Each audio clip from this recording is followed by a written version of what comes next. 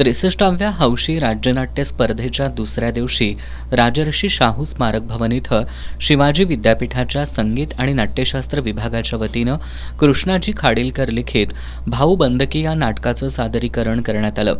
Doctor Sanjay Todkar यांनी या नाटकाचं दिग्दर्शन केलं.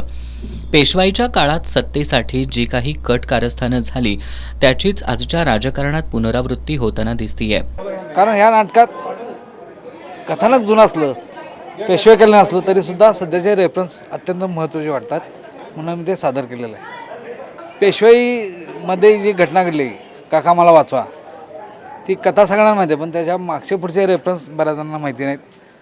ते माहिती व्हावे नवीन पिढीला, ह्या हेतून सुद्धा आम्ही ते जुनं नाटक केलेलं आहे. या नाटकात संपदा गवस यांनी आनंदीबाईंची आव्हानात्मक भूमिका साकारली आहे. आनंदीबाईचा रोल हा निभवताना माझ्या डोक्यात असा विचार होता की तिच्यामुळे जी आनंदीबाई पेशवाई आहे ना, तिच्यामुळे हे सगळं कटकारस्थान रचताय, ती रचते, त्यामुळे हे सगळं भाऊबंदकीमुळे ती फूट घालते आत आणि तिच्यामुळे हे सगळं घडून आलं आहे. आणि ती इतकी निष्ठुर कशी असू शकते, म्हणजे ती महाराष्ट्राचंही वाटोळे करण्याचा प्रयत्न करत आहे.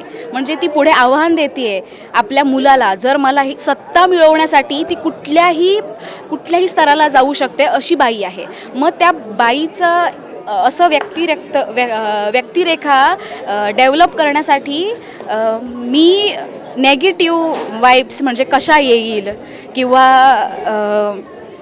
ती नेगेटिव्हिटी माझ्यात कशी येईल ह्याच्यावर मी भर दिला.